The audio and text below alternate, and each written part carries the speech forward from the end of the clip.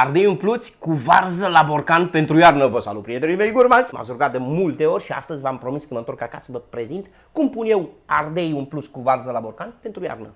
Urmăriți-mă cu atenție până la sfârșit, v-am prezentat rețeta pas cu pas. Orice începător poate să pună acasă cei mai buni ardei umpluți cu varză după rețeta lui Sebi. Urmăriți-o cu atenție. Am pregătit toate ingredientele și haideți să vi le prezint din unul în unul. Așa, uite, verzica. Una roșie, una verde.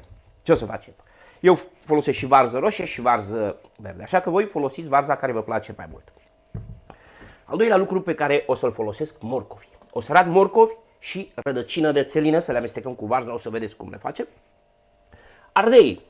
Ardei pe care i-am găsit eu la îndemână. Vedeți, avem ardei mititei, nici prea mici, nici prea mari, roșii, galben, verzi, ardei asortați. Dacă găsiți ardei, aceia pe care i-am folosit eu la rețeta de ardei umpluți, căutați ardei umpluți Sebi, să vedeți ardei noștri românești, folosiți. Eu nu i-am găsit. Trec mai departe. Hrean. Am două bucățele de hrean. Aici ajutăm un pic sarea. Știți că hreanul este un antibacterian foarte bun. Și eu, este opțional, o să pun printre ei conopidă. Că o să rămână un loc în mijloc. Ia uitați, folosesc un borcan de 10-12 litri și o să rămână loc în mijloc și pun conopidă. Altceva.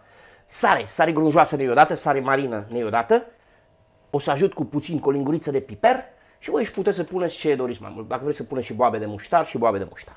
Perfect. Prima dată eu încep cu varza. Haideți să începem cu cea roșie și o să o tocăm cotorul un pic așa. O să o toc, ia uitați, cu acest aparat. V-am mai arătat. Nu trebuie să o tăiați prea mărunt, dar să fie aproximativ de jumătate de centimetru, mai mică de jumătate de centimetru. Am ajuns la ultima și vreau să vă spun, nu v-am spus la început, frunzele de afară, cele murdare, eu le-am curățat, vedeți? Ce facem acum? Luăm sare, iau sare fină, tot neiodată, de mare, și adaug o lingură, aici am 2 kg de varză, 2 linguri generoase de sare. Și o frecăm bine cu sare. Așa, Sebastiane, aici pe masă, ca să avem loc, să o frământăm ca pe cozonac. Să amestece toată bine, bine cu sare. Uitați ce verzică faină. M-am spălat pe mâini, eu acum o acopăr cu ceva și o las, dacă este posibil, cum am spus, peste noapte să moaie. Trecem cu pasul 2, ardei. Deci este important să avem ardeiași sănătoși, vedeți, sănătoși, curați. I-am spălat și acum le scoatem cotoarele. Vedeți, la aceștia îi scot cotorul așa încet, încet. Le scoatem semințele și tot ce au în ei, să rămână ardeiul nostru curat. O altă formă foarte simplă de a scoate cotorul este aceasta. Luăm cu degetul și uitați, și apăsăm pe el. Unul se rupe mai bine, altul mai puțin bine. Și uite, l-am scos. Vedeți? Depinde de ardei, depinde de codiță. Vreau să vă arăt ceva. Dacă folosiți acest tip de ardei, cum am folosit eu, uitați, înăuntru, vedeți? Toată această parte albă trebuie să o curățați, să rămână așa. Ia uite, filmează-l pe acesta și aici. Așa să rămână, curați. A? Această parte albă este amară, nu avem nevoie de ea. Eu iau și le presar puțină sare, aceeași sare, vedeți? Sare neiodată, fină, înăuntru. Puțină sare, așa. Le facem cu puțină sare și îi punem așa. Și aranjăm aici în tavă. Ei și sarea de care au nevoie, vedeți? Și astfel se înmoaie și ei. Avem și ardeii pregătiți la sare, îi lăsăm și pe ei, la fel, peste noapte să înmoaie, îi las aici. Și acum putem să facem saramura. Tot așa, de seara puteți să o faceți. Fiți atenți, că m-ați întrebat cu apă fiartă, apă rece. Dacă apa nu este potabilă, apa care o folosiți, puteți să o fierbeți, să o lăsați să răcească, după care faceți saramura. Noi avem nevoie de saramură rece, nu caldă. Și acum, aici am exact, filmează, te rog, ca să vadă lumea, 6 litri de apă. Și o să fac o saramură cu o concentrație de 4%. Pun 200, 6 ori 4, 24, 240 de sare grunjoasă neiodată. Și o amestecăm bine. La rețeta de gogonele v-am explicat treaba cu sarea, nu trebuie să o mai repet. Dacă n-ați văzut, urmăriți rețeta cu gogonele, ce v-am explicat de ce cu o lingură, cu 2 linguri. Și după ureche se poate face mâncarea, dar mie îmi place să fiu precis. Și de ce pun 4% aici? Și n-am pus 6% ca la gogonele sau 5% ca la varză. Aici punem 4% deoarece în ardei am pus sare și în varză am pus ceva sare. Și cu această rețetă nu o să dați greș, o să scoateți niște ardei cu varză excelenți. Între timp ce varza stă la sare și cu ardeia și ce am făcut? Eu am luat morcovi și mi-am ras 6-7 morcovi, aproximativ 500 de grame de morcov, o mână de pătrunjel și l-am tocat mărunt, deoarece o să-l amestec cu varza. Aici după gust nu este obligatoriu, eu îl pun. Conopida, vedeți, am făcut așa în floricele, iar este ceva opțional, o să o punem în borcanel. Ce mi-a mai rămas? Hreanul curăț și acum o să tai și o bucățică de țelină. La fel, cum vă spun, opțional. O să tăiem așa la ochi, aproximativ Dacă vă place, țelina este foarte sănătoasă și pătrunjelul și morcov. Acum o curăț și o rad și pe ea și o să o amestecăm cu varza. Masa plină, prietenii mei gurmanzi, am umplut, am spălat-o și am murdăresc doar ca să vă arăt pas cu pas pentru cei care nu știți. Am lăsat varza la sare să moaie. N-am lăsat-o peste noapte, deoarece vreau să termin video astăzi, am lăsat-o câteva ore. Și acum ce fac? O pun pe masă, doar ca să vă arăt, fac acest lucru.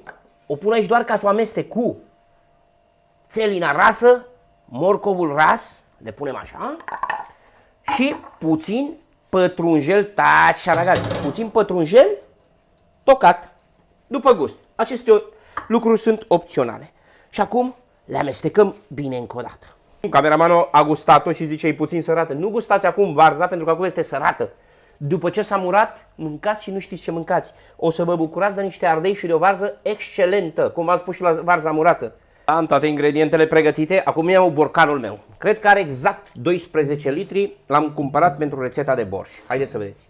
Hreanul l-am tăiat așa în bastonașe, am 60 de grame de hrean, cum v-am spus, dacă nu aveți hrean, că nu găsiți mereu, nu puneți. Și acum pe fund eu pun 3 bucățele de hrean.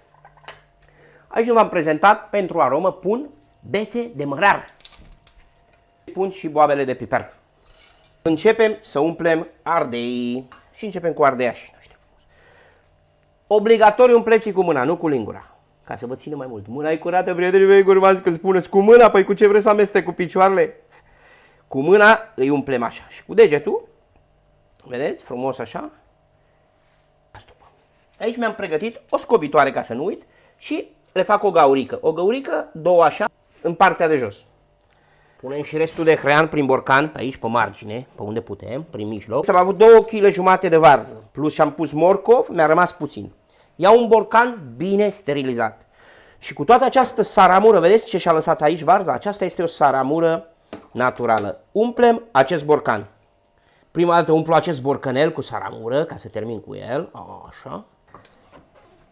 Să facă clac, să fie închis hermetic. Vedeți? Închis hermetic. Și ne bucurăm și de această vărzică care ne-a rămas în plus. Odată umplu bine borcanul, trecem și îl umplem cu saramura. Cu o concentrație de 4%, vă repet, avem 2% aici. Din 6 litri de saramură, încă mai rămâne, deoarece el acolo să-și tragă puțin. Așa. Îl lăsăm câteva minute să-și tragă bine toată apa, să umple ardeii. Pum deasupra, umplem cu frunze de țelină, așa ca să nu mai rămână aer. Facem ca o izolație frumoasă cu frunze de țelină. Așa. Și foarte important la această rețetă, fermentarea, murarea, trebuie să facă într-un mod hermetic. Îl închidem. Dacă aveți borcane care nu închid perfect, puneți-le celofan. Le închideți hermetic și le păstrați la un loc întunecos și răcoros. Într-un beci, care aveți beci, care nu într-o cămară, dacă nu într-un dulap, pe balcon, undeva întunecos. Și după murare, o să vă bucurați de niște ardei cu varză umplută, excelent, prietenii mei gurmanzi. Vă rog să probați și rețeta de varză exact cum v-am spus-o. Sarea, credeți-mă că este la punctul ei și la varză și aici nu le gustați acum, înainte de murare, gustați-le după murare și atunci putem să vorbim. Prietenii mei gurmanzi, cu astea spuse, bucurați-vă de acești ardei pentru iarnă și nu uitați unde v-ați aflat, sunteți iubiți, ne vedem într-un nou video, bye bye! Vedeți și rețeta de gogonele și varza murată, Sebi!